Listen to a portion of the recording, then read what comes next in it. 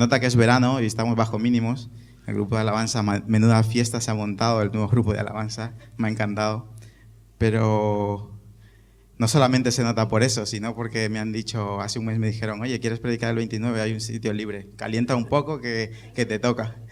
Por eso estoy un poco más gordito, porque he ido a comer un poco de los nervios, ¿no? Pero,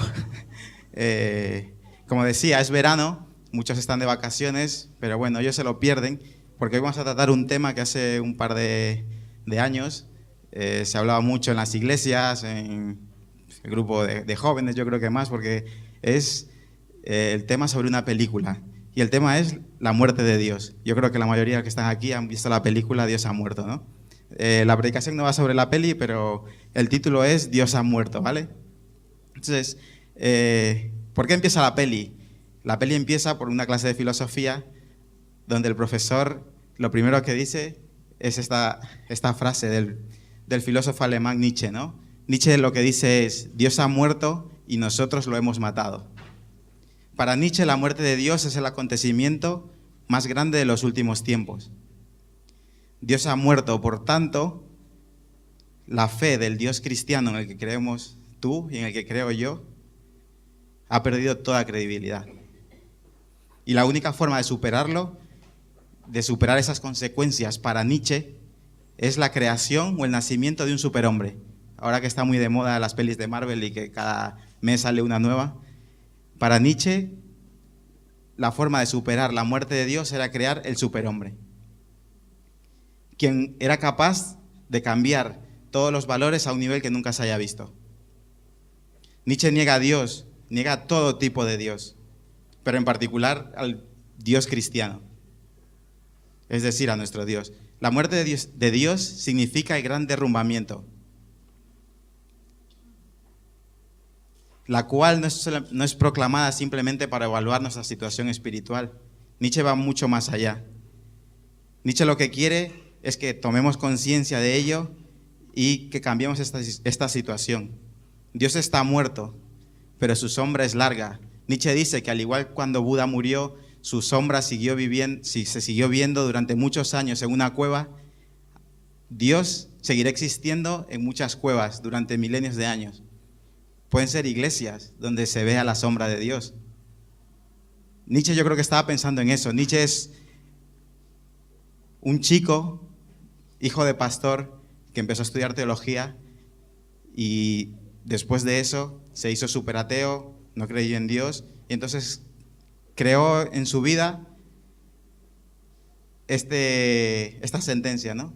Dios ha muerto. Para él Dios no existía ya. Espero que me haya explicado un poquitín bien. Si no lo has entendido, ahora me explicaré mucho mejor. Estoy un poco nervioso, así que estar atento, ¿vale? Hacer un poco de esfuerzo. Ya sé que es verano y que tenemos hambre y esas cosas, pero bueno. Entonces lo que voy a intentar hoy es resolver la muerte de Dios. Durante mi época de la universidad, yo estudié ingeniería. Me tocó resolver muchísimos problemas, matemáticos y físicos. Entonces lo que vamos a intentar hoy es resolver una pequeña ecuación. No os asustéis los que las mates os dan mal, ¿vale? O sea que va a ser súper fácil. Entonces yo digo, ¿cómo planteo esto para que se me entienda? Porque yo me explico fatal. Entonces lo que mejor se me da son las mates. Digo, pues bueno, vamos a ir por ese lado. Entonces, lo que he hecho es encontrar qué variables tiene esta frase. Entonces he dicho, bueno, venga Andrés, piensa cómo hacías tú para resolver los exámenes los ejercicios que te ponían en los exámenes.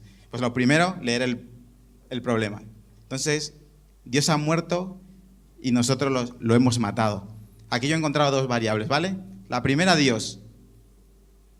La segunda es que ha muerto. Y que nosotros lo hemos matado, eso es algo que nos ha regalado Nietzsche, ¿vale? Eso lo vamos a dejar ahí porque no hace falta que lo expliquemos. ¿Por qué? Porque nosotros lo hemos matado, ya está clarísimo. Y es un puntito que Nietzsche nos ha regalado para el examen, ¿vale? Entonces lo vamos a dejar ahí. Entonces, para explicar estas variables voy a empezar con la de Dios, ¿vale? Entonces, si Dios ha muerto, necesito saber qué Dios es el que ha muerto. Entonces vamos a explicar el Dios del que Nietzsche dice que ha muerto. Entonces cogemos el libro que lo soluciona todo, ¿no? Yo no lo he traído, lo tengo aquí escrito.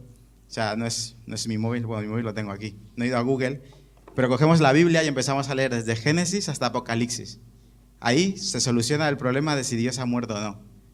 Pero como vamos un poco mal de tiempo, yo lo voy a resumir, ¿vale? Lo primero, el Dios que ha muerto es el Dios creador. Si leemos Génesis 1:1, ¿qué dice? En el principio creó Dios los cielos y la tierra estaba desordenada y vacía, y las tinieblas estaban sobre la faz del abismo, y el Espíritu de Dios se movía sobre la faz de las aguas.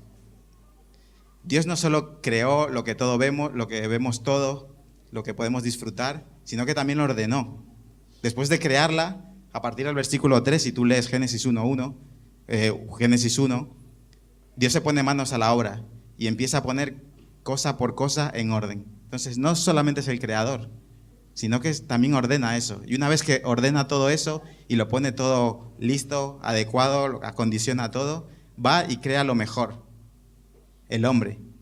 Después de ordenar y poner las aguas en su sitio, las tinieblas por allí, creó la luz, yo creo que lo sabemos todo, el relato, ¿no? Creó al hombre y dijo algo muy bonito cuando terminó de crear el hombre. En el último versículo de ese capítulo dice: y vio Dios todo lo que había hecho, y he aquí que era bueno de en gran manera. Amén. Pero como nosotros somos tan listos, rompemos todo. Entonces lo que Dios había creado bueno, ahora hacía falta que alguien restaurase ese pecado que entró y esa separación que se creó entre Dios y el hombre.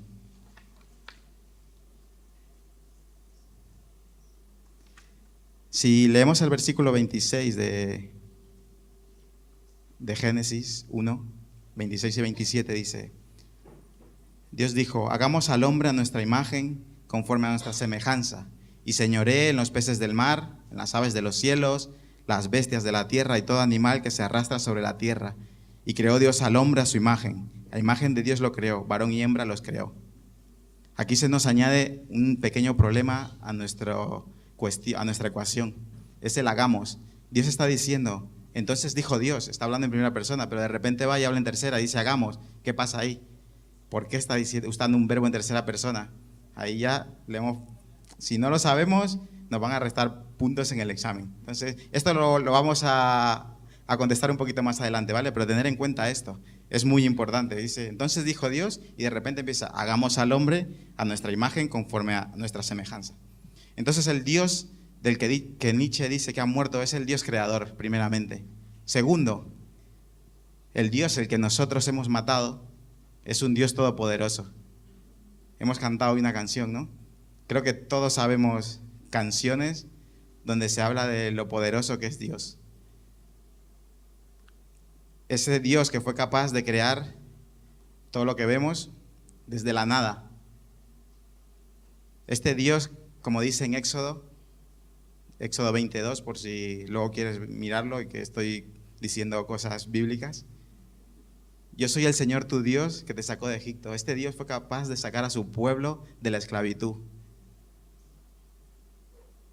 Y no solo eso, sino que lo llevó a través del desierto, lo alimentó, cruzó los mares, cosas que muchas veces es difícil para nosotros creer que ocurrieron, pero este Dios es tan poderoso que puede hacer eso.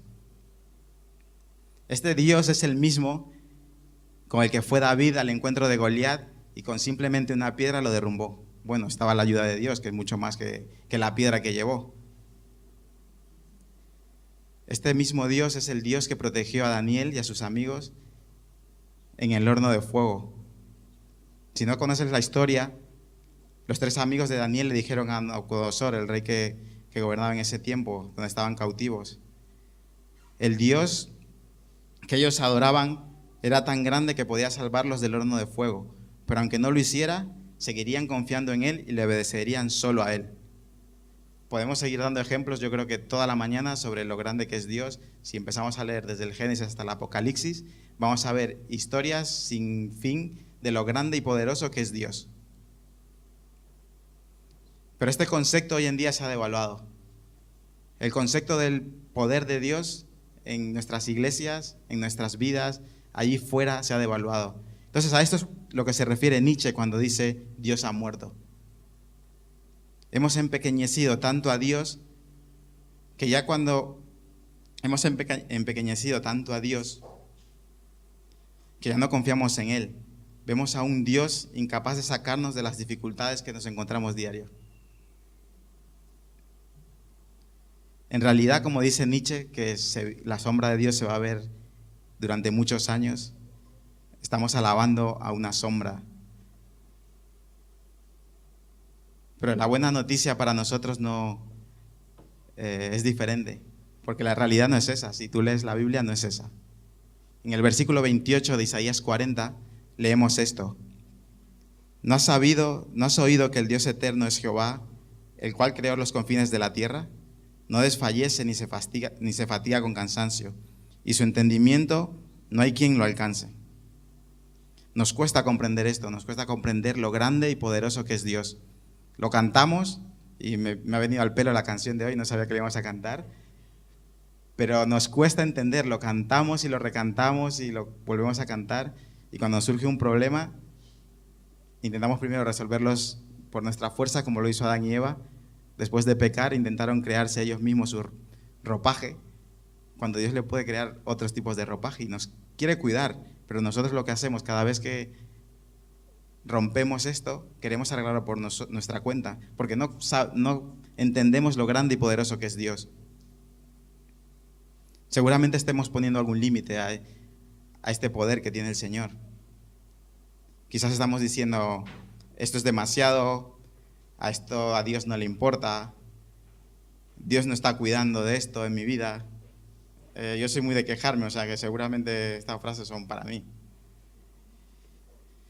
Pero sé una cosa, bueno, creo que he usado una palabra mal, pero bueno, no pasa nada. Pero Dios es grande sin medida. ¿Qué límites le estoy poniendo a Dios en mi vida? Reflexionemos en esto. ¿En qué estoy limitando a este Dios que es poderoso? En el versículo 25 de Isaías 40, ¿a qué pues me haréis semejante o me compararéis? Dice el Santo. Tenemos la pregunta clave aquí, ¿a qué le compararemos? ¿Le compararemos a ese superhombre que Nietzsche ha creado? ¿O le compararemos al Dios de Israel que le sacó de Egipto? Lo hacemos demasiado pequeño y lo limitamos demasiado en nuestras vidas. Todos sabemos que Dios es todopoderoso, pero ¿cómo le estamos limitando? Hoy le hemos cantado y si el grupo de alabanza está al final, me gustaría que cantásemos otra vez esa canción para terminar. Porque Dios es todopoderoso, eso que lo tengamos súper claro. Entonces ya tenemos 2 puntos en nuestra ecuación de lo que describe cuál es el Dios que ha muerto. Primero es el creador, segundo es todopoderoso. Tercero, es un Dios santo. Apocalipsis 4:8, he empezado por Génesis y Apocalipsis, he usado 2 de las que he nombrado porque los he encontrado en Google, ¿vale? No, mentira. Santo, santo, santo es el Señor Dios. Es el Señor Dios, el Todopoderoso, el que era, el que es y el que ha de venir. Apocalipsis 4:8. En el idioma hebreo, para enfatizar que algo es muy grande, repite muchas veces la palabra. Por eso está aquí lo de santo, santo, santo. Es decir, si alguien es vago, en hebreo sería vago, vago, vago. Eso significaría en nuestros días vaguísimo, ¿vale? Entonces esto sería santísimo. Entonces, para expresarse la Biblia, repite varias veces que una de las características de Dios, una de las características de Dios que más se repite en la Biblia es que Él es santo. La Biblia enfatiza la santidad de Dios. Entonces esto es importante, esto tenemos que tenerlo en cuenta. Pero al margen del detalle interesante de que al repetirse 3 veces lo de santo, santo, santo, significa que Dios es muy grande y es muy santo. El significado de santo en el original lo que significaba es apartado, no significaba mejor. Yo creo que hoy en día le tenemos como, bueno, qué niño más santo, es que hace caso a su madre, se come las verduras, no pinta las paredes de la casa. Y si ya es en nuestro caso, bueno, va al trabajo, llega puntual, no se va antes del trabajo, no copia en los exámenes, qué niño más bueno, ¿no? Pero no significa eso. En el Antiguo Testamento la santidad tenía un papel clave en el culto a Dios. Había un lugar solo en el que accedían los sacerdotes, se llamaba lugar santo. Y otro lado donde solo podía acceder el sumo sacerdote, el lugar santísimo, ¿vale? Explico todo esto para que lo tengamos un poco en cuenta. Veo que estáis muy atentos, entonces encantado. Pero con el tiempo este culto llegó a ser tener un vacío tan grande que los profetas tuvieron que enfatizar un aspecto moral en la santidad. Al principio comenzó de una forma diferente a lo que después tuvo que ser, pero por culpa de nosotros. Siempre lo rompemos todo. Por eso el hecho de que Dios sea santo incluye una carga moral. Por eso el hecho de que Dios sea santo incluye un sentido de pureza. Es decir, el sentido de que Dios no peca nunca. Esto es importante porque aplicándolo a nosotros, según Levítico 11:45, la santidad de Dios es la base para que su pueblo deba ser santo. Dice, sed santo como yo soy santo. Hemos de ser santos en el sentido puro, porque Él lo es. Simplemente por eso. Dios es santo, o sea que tenemos que ser santos. Los sacerdotes, esto fue interesante preparando esto, los sacerdotes y los sacrificios para Dios no podían tener ningún defecto. Yo siempre creía que solo eran los sacrificios, pero los sacerdotes también no tenían que tener ningún defecto. Veremos ahora qué significa el no tener ningún defecto, porque bueno, yo creo que aquí nadie es perfecto, ¿no? Bueno, Rubén se sonríe, yo creo que él sí. Pero los sacerdotes también tenían que ser perfectos, no solamente los sacrificios. Entonces, parte de este problema es que nadie en la tierra se acerca a este estándar de pureza. De modo que lo que hacemos es compararnos con nuestro hermano. Entonces, no sé, si yo me comparo con Julio, pues apaga y vámonos, cojo y me voy, ¿sabes? Pero Dios lo que quiere es que nos comparemos con su estándar, con lo que es Él. El problema es que Dios nos demanda que seamos santos de acuerdo a Él. Es su propia santidad y pureza con la que hemos de compararnos. Por lo tanto, que Dios sea santo nos crea un problema. Es que nuestro pecado nos aleja de Dios. Nuestro pecado nos humilla. Y eso que nos humillen no va con nosotros. El que sea santo nos recuerda que somos criaturas suyas, pero que ahora estamos alejados de Él.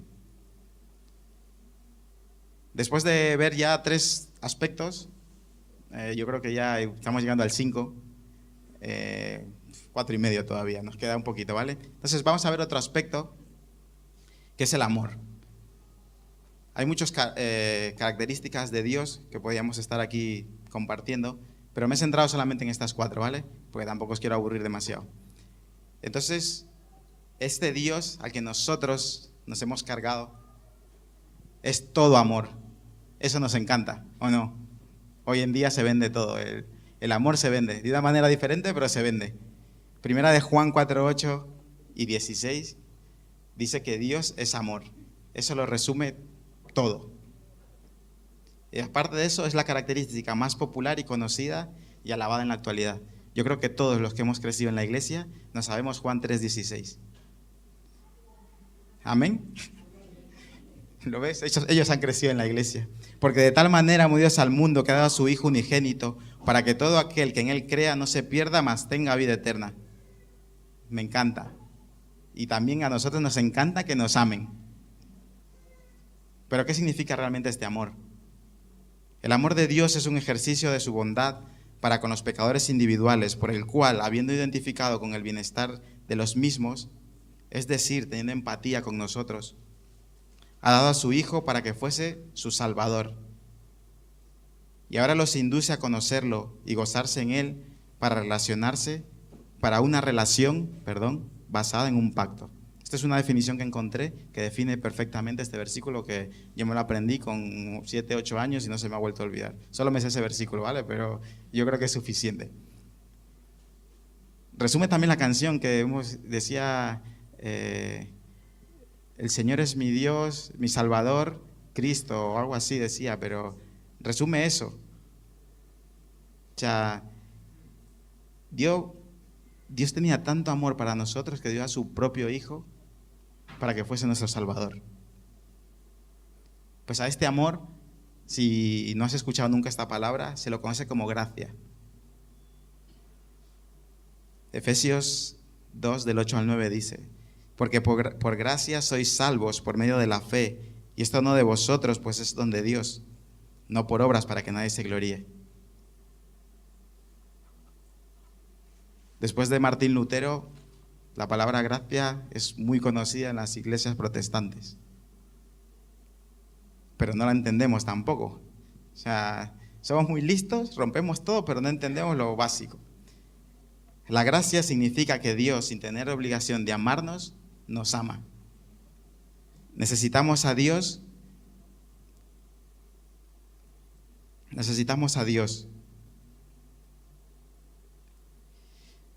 Pero no podemos hacer nada sin su cuidado.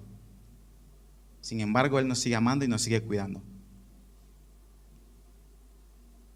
El amor de Dios puede entenderse como un eterno darse y un compartirse a sí mismo. Se ha roto el cable. Pero lo más asombroso de este amor es que yo, siendo pecador, y Él santo, yo siendo pequeño y Él infinito, yo necesitando de Él sin necesitar de mí, yo siendo una criatura y Él el Dios creador, yo un insignificante con límites y Él el Dios todopoderoso. No tengo nada digno para con lo que Él me pueda mirar, pero aún así Él lo ha hecho. Y el hecho asombroso que a pesar de todo esto, Él se interesa por mí y me ama y me sigue cuidando, y lo he visto durante estos 2 años que llevo en Madrid, increíblemente. Se desvive por mí, siempre toma la iniciativa. Cuando yo me alejo, Él viene y me trae. ¿Y hizo esto? ¿Cómo lo hizo? Pues dio a su Hijo unigénito para que muera por nosotros. Efesios 2:5.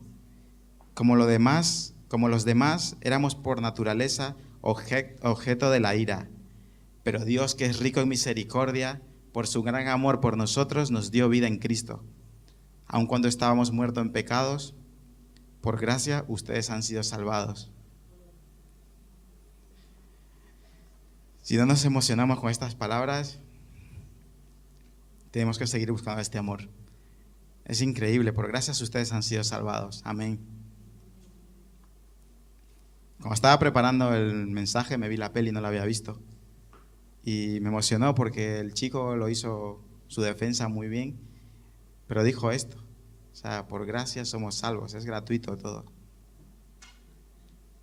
Pero antes de que lleguemos al final, ya estamos casi con el tiempo, vamos a analizar rápidamente ese pequeño punto que nos quedó ahí, el hagamos. ¿Qué significa el hagamos?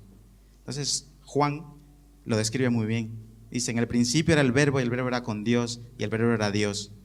Todas las cosas por Él fueron hechas, y sin Él nada de lo que ha sido hecho fue hecho. Y aquel verbo fue hecho carne, y habitó entre nosotros, y vimos su gloria, gloria como el unigénito del Padre. Ese hagamos está incluyendo a Jesús, está incluyendo en la obra de creación, de todo lo que nosotros vemos, de la creación tuya, o sea, de ti y de mí. Jesús participó en nuestra creación, y eso es increíble, porque no solamente participó, sino que luego,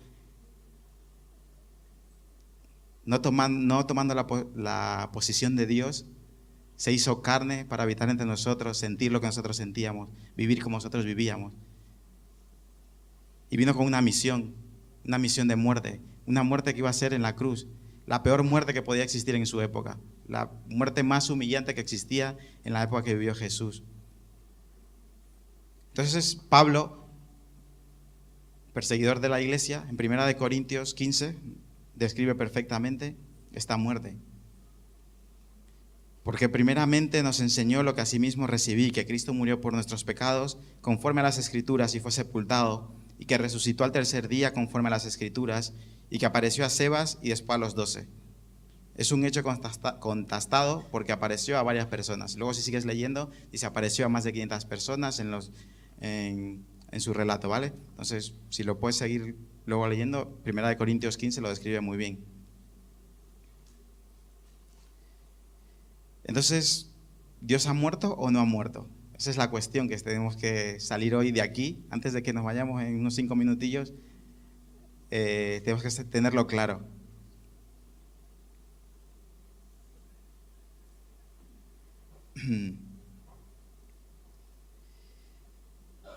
Con el pasaje que hemos leído de Primera de Corintios, damos un poco la solución a este problema. Y yo me atrevo a decir, creía que Julio no iba a venir hoy, por eso iba a decir esto, ¿vale? Como está de vacaciones. Dios ha muerto. Y en parte estoy de acuerdo con Nietzsche, lo dicen las Escrituras. Pero Nietzsche no tuvo una variable en su ecuación. Nietzsche no tuvo la variable de la resurrección de Cristo. Nietzsche no contó con eso. Se me han puesto los pelos de punta. Nietzsche dijo, Dios ha muerto y nosotros lo hemos matado. Amén. Es verdad. Lo matamos cada vez que nos separamos de Él. Por eso la Biblia dice, toma tu cruz cada día y sígueme. Cada día que desobedeces a Dios, le estás matando y te estás alejando de Él. Y estoy de acuerdo con Nietzsche, pero tenemos una esperanza diferente a la que tenía Nietzsche. Para Nietzsche la vida era todo sufrimiento. Para nosotros la vida es esperanza. Jesús murió por nuestros pecados y resucitó para que tengamos vida y para que la tengamos en abundancia. Juan 10:10 dice, el ladrón no viene sino para hurtar, matar y destruir.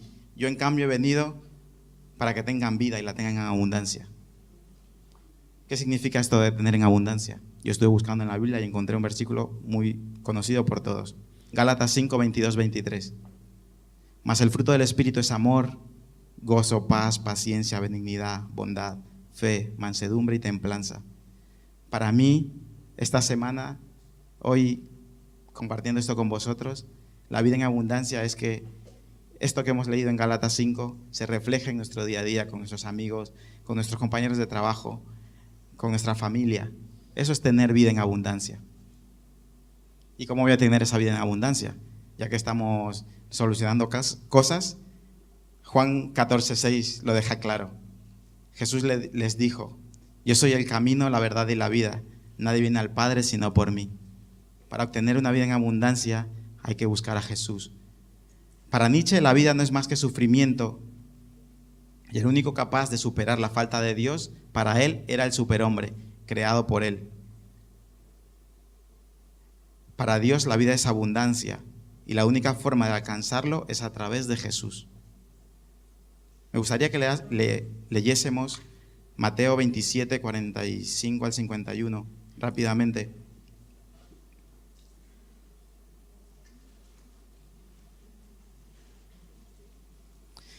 Dice, desde el mediodía y hasta la media tarde, toda la tierra quedó en oscuridad. Como a las 3 de la tarde, Jesús gritó con fuerza, Elí, Elí, lama sabactani, que significa, Dios mío, ¿por qué me has desamparado? Cuando lo oyeron algunos de los que estaban allí, dijeron, está llamando a Elías. Al instante uno de ellos corrió en busca de su esponja, la empapó en vinagre, la puso en una caña y se la ofreció a Jesús para que bebiera. Los demás decían, déjalo a ver si viene Elías a salvarlo. Entonces Jesús volvió a gritar con fuerza y entregó su espíritu. En ese momento la cortina del santuario del templo se rasgó en dos, de arriba abajo. La tierra tembló y se partieron las rocas. Este simple detalle del versículo 51, en ese momento las cortinas del santuario del templo se rasgaron en dos. Es importantísimo. Yo cuando entendí esto, flipando. Desde este momento podemos venir a Jesús sin tener que ir a ese lugar santo, a ese lugar santísimo. Gracias a esto no necesitamos un sacerdote que lleve sacrificios perfectos para que nosotros seamos salvos, para que seamos limpios, para que Jesús nos limpie, para que Dios nos limpie. A partir de este momento, cuando el velo se rasga en dos, Jesús nos dice, ven, pasa. Donde estés, puedes acercarte a mí. La rotura del velo significa gracia. Gracia sin la S, porque gracias a la muerte de Jesús en esa cruz, ahora puedo ser santo. Jesús dijo, sed santo como yo soy santo y como mi Padre es santo. Hemos visto que en el principio era el verbo y el verbo era con Dios y el verbo era Dios. Jesús fue Dios. Nietzsche tenía razón, Dios murió, pero Dios resucitó. Y ahora quiere que resucite en tu vida también. Cuando dejo que Jesús sea ese Dios todopoderoso del que hemos hablado, capaz de poner en orden todo ese caos que existió al principio de la tierra y que existe en nuestras vidas cuando nacemos. Ese caos que cuando desobedecemos a nuestros padres se crea en nuestra familia. Ese caos cuando vivimos por nuestra propia voluntad se crea y ya no sabemos cómo volver. Cuando dejemos que Jesús sea ese Dios todopoderoso, capaz de darnos esa vida en abundancia que habla Gálatas 5, amor, paz, paciencia, gozo. A mí me falta alguno todavía, la mayoría, pero estoy ahí. Cuando dejemos que el amor de Dios explote y que dé vida a lo que está muerto, habrá una revolución. Esta es la canción de la banda sonora de Dios está muerto. Pero él tiene razón, el cantante. Si dejamos que ese amor se interiorice en nuestras vidas, va a haber una revolución. Porque ya la hubo hace más de 2000 años. Cuando sus discípulos se asustaron, después de verle resucitado, ¿qué pasó? Dieron la vuelta a un imperio.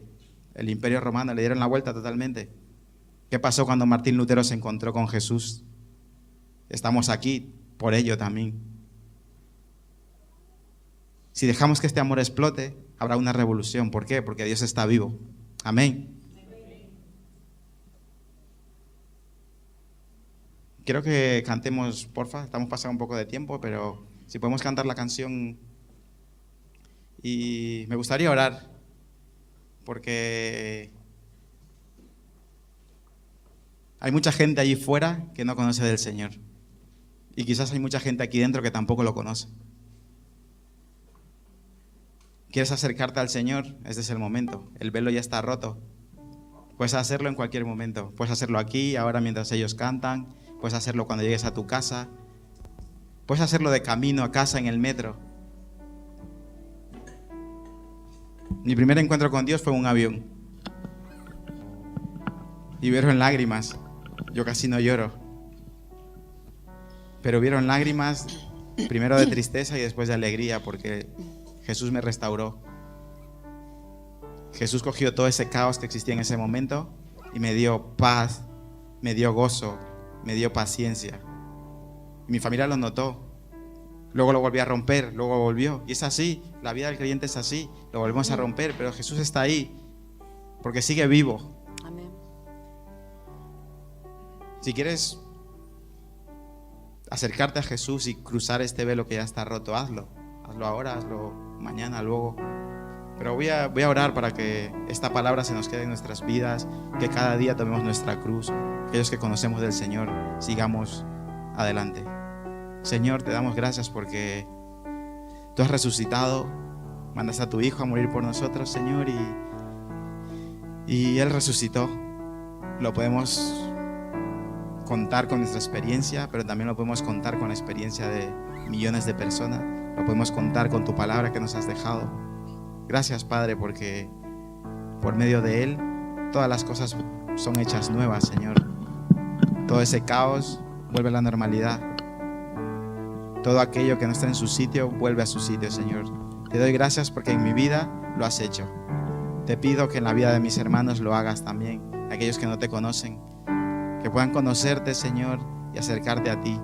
Gracias, Padre, porque eres un Dios grande, eres poderoso, eres santo y sobre todo nos has creado y nos das amor, Señor.